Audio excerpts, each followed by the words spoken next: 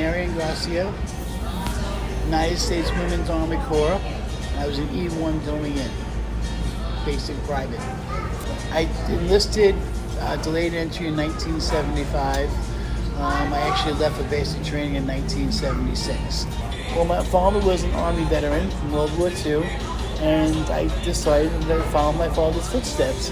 And I went to talk to a recruiter, and I joined the United States Army, the Women's Army Corps, which is a division of the U.S. Army that's no longer in practice. There's no longer exists. They've abandoned them, abolished them actually, I'm sorry, since 1978. The Women's Army Corps is a separate branch of the U.S. Army of just women. We did not go to battle. We helped the homeland.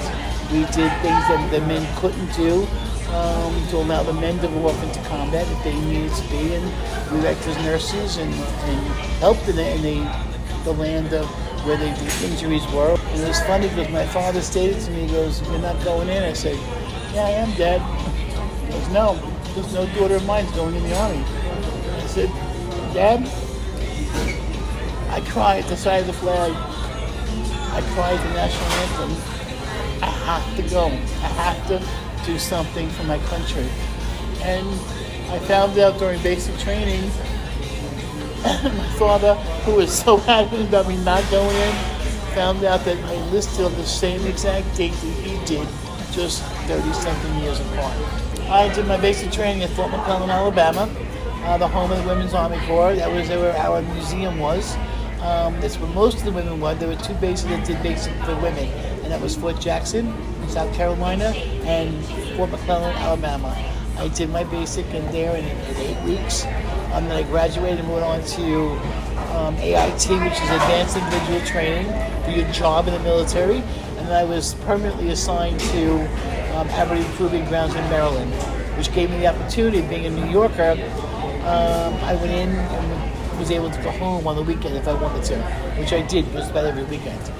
Women in my day didn't go to overseas or go to combat. Actually, it was post NAM. NAM ended in May of '75. So actually April or May of '75, and women didn't go unless you're in the medical field, nursing. So it was just basically I was clerical, and I stayed here, and I had a good time. I loved it. I did love it. I enjoyed it. I'm proud to have served. And I think it was April or May of 1975, and I graduated in June. So I did not fall in that NOM era. Like a lot of veterans who did not go to NOM, but they were in that era. I don't fall in that category. Man, I wasn't born earlier. I didn't fall in the category to go. I mean, Vietnam, I was very touched by. I had my oldest brother's friend was over there. I used to write to him. He'd send me pictures. I was a little girl, I was like 9 or 10 years old, and I had the major crush on him. And he would send me pictures and write me back, and I just tell him, he goes, it's horrible, but he came home alive, and I thank God for that. But also I pray for those that didn't. And that's the hurting part, and those that have the PTSD, and I hope they would reach out and seek the help that they need. But no, I just basically, when you sit and cry the national anthem, no matter where you are, it kind of makes that heart pound, and that's the passion. It's just thinking about it, it's bringing tears to my eyes. I was a mess on parade day, graduation day, boot camp. We had to qualify with the M16 and the machine gun. We had to fire it just as we were trained as if we were going to be in combat.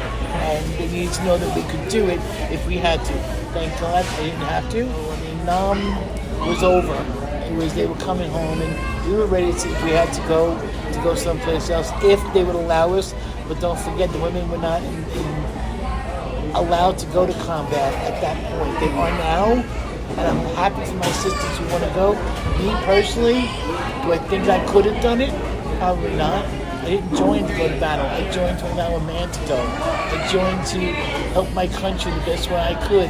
And the best way I could was to stay here doing the paperwork that needed to be done, all the stuff that had to be done. I was a mean little girl in New York growing up.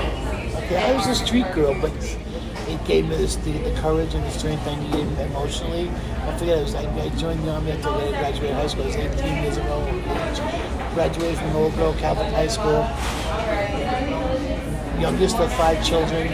Always treated like the baby of the family. It was time for down there to grow up.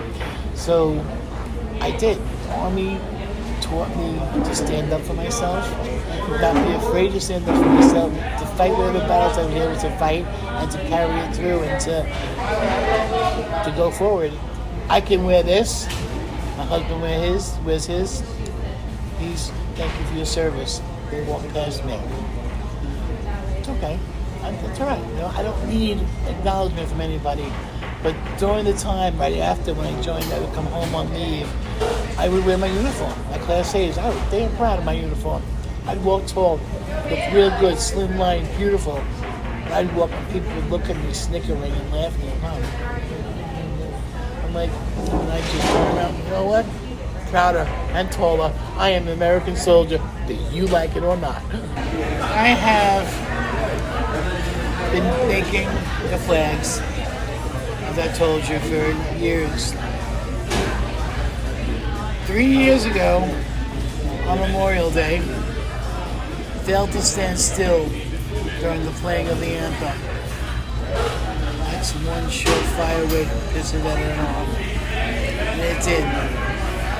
It made me angry. As I stood there with my hand in salute during the anthem playing, it started to curl into a fist. And I bounced back. I said to myself, I said, Mary, soldier first, take care of it afterwards. Well, I did. After it was over with, I approached the woman and I told her, I said, how despicable her behavior was. At a Memorial Day ceremony, I said, people who come to a Memorial Day ceremony, it's expected they understand what the meaning of the day is. That you honor and respect.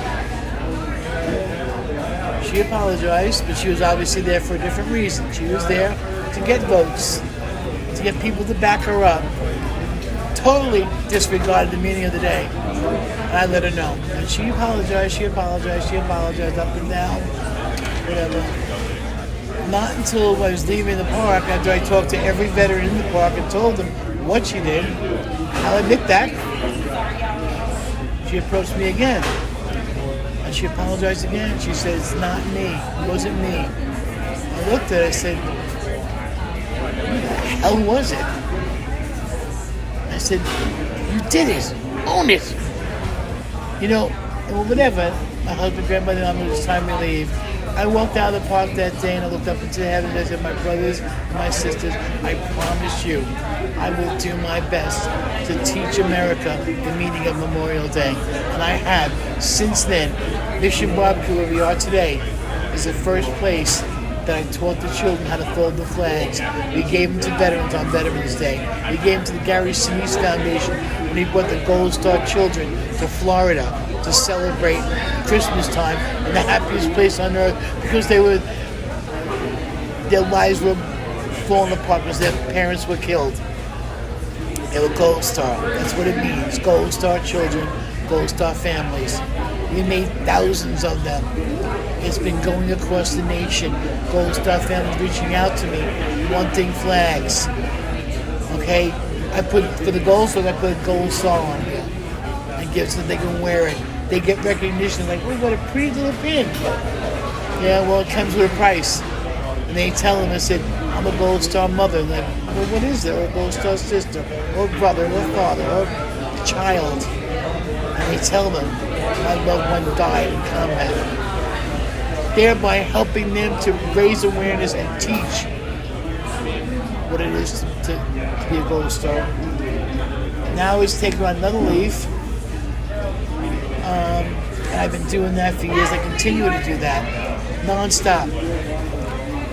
Every single day, flags are folded. I have thousands of that in my house that are still folding. I have people requesting me to fold to give them to them, to give out. This past Memorial Day, I gave out 300 to several stores with their business card attached that stated wear this on Memorial Day in honor of those who paid the ultimate price. Then put it back on the card and put it away till next year. But bring it out next year and wear it. The Gold Stars will know that when you're wearing this, and you know the meaning of the day. That's what this country's forgetting. They're forgetting the important things. Eat, drink, and sleep red, white, and blue. Okay? Literally. Anybody who knows me knows that about me. They see me. It's always... If you don't see one of these pins over my heart, it's because someone that day honored, they're like, wow, how beautiful. I'm like, I will take it up and give it to them. Okay?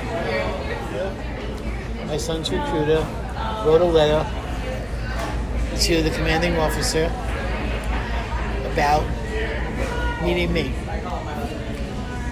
I made a larger flag that went to the commanding officer up in Jacksonville, United States Navy Recruiting Command. Now, before we started, I told you I know the steps to recruiting command. I'm like, okay, well, I make sure I know who's in charge and who's in power. And when Commander Allman was in charge, he ran the entire Eastern District of the United States. This letter was sent to him along with, I guess, at another time, one of my flags. And he said, this is what I'm talking about. I got to meet this woman. He came down from Jacksonville, told the recruiting station, get a hold of her, have her come into the office. I've got to meet her. We have been best friends ever since, okay? I gave him, he has the flag, and he goes, this is beautiful, what you're doing. Teaching the children how to fold the flag and giving the flag to people. And we became friends. He goes, and they call, they're now looking at the station. He goes, Navy Mom in the house, Navy Mom in the house. So it's like, okay, guys, shut everything up. Navy Mom's in the house. Kid, don't talk about anything. But Navy Mom's in the house, not me, but any Navy Mom. And I was like, he goes, yeah, you're Navy Mom Mary. And I'm like, yeah, I am. And it stuck. So everything that I've done has been titled Navy Mom Mary. And they go to call me by my full name, like newspapers, television stations, news. They've done reports on me. They call me, they ask my name. I said, I can give you my name, but it won't matter. You want to make a news story? You say Navy Mom Mary. That's how I'm known about Seminole County. And now across the country, a lot of people are recognizing the name Navy Mom Mary and what she does. And as a matter of fact, I told Sheriff Lima the other day, it's the sheriff of Seminole County, I said, if I was to die, would you know me by my name? I said, but if you were told that Navy Mom Mary passed away, you'd be like, no. And that's what I want, because it means I made something. I made a difference in the life of someone, and that's what counts. That's what patriotism is. You make sure that what you're doing, your legacy, is carried on and they continue. September 11th is coming upon us, the 20th anniversary of the day that our nation was ripped apart. The most heinous day since World War II, the bombing of Pearl Harbor. My husband and I decided we're going to create a replica of the Twin Towers. There are so far 409 flags that have been dropped in. My goal is 2,977. Okay, for every person that died. Of course, the terrorists are not on that number. Okay, every person who perished, Pentagon, towers, planes, they'll be given a pin drop in it. And America's going to keep doing it. We're making them for them. So it's something to keep us busy. My husband built those towers. We built the platform. It's got a Pentagon. It has an area for Shanksville, and it has a replica of the only canine dog that was killed on September 11th. Canine police officer for the Port Authority Police Department. He was placed in his kennel when his handler heard the plane crash, went to investigate, and didn't get back. You don't hear about him. His name is Sirius. He's on the tower, he's on the platform. Those platform will be transported to New York sometime this fall, or early fall, late summer, to go up there to be, not to be left, to be brought back here to continue to travel around this nation for people to be aware of what those towers meant. It's not in history books, it's not being taught. but to allow people to remember and never forget the sacrifice of those that died during that time. It's the greatest feeling in the world. I hold my head high. I stand behind everything. The flag stands for everything. Being a member, especially of the Women's Army Corps, that'll no longer exist, I'm proud. I'm very proud. I mean, there's not enough words to put it into verbiage that you can follow. I mean, my heart literally cries red, white, and blue. Everything I do is red, white, and blue focused. Everything. And I sometimes get my husband upset. I'm like, I can't. It's when people. I love it that people do respect it. They need to keep respecting it. And like as you saw, I put these out. People look at it like, wow. I've had. It's a beautiful little token. I even give them to funeral parlors because. When a veteran dies, they get a flag placed over their coffin. That flag is folded and given to the family. I asked the funeral director, what do you give the veteran? He said, they get a flag. I said, it's not what I asked you. What do you give the veteran? I said, bury him with the flag on his chest that served under. That makes me proud to know that they're like, wow, I never thought of that. Anything and everything that I can do to spread American patriotic pride makes me the happiest person in the world. And I am a whack. Okay? Whack-a-doodle, whack-a-nut, whatever. I am a whack. Women's Army Corps. War. I am in tears with pride. I'm proud. Anybody wants to get involved in having their children, their grandchildren, in folding a flag, contact me. Navy Mom Mary 1, the number 1, not the word 1, Navy Mom Mary 1 @gmail.com.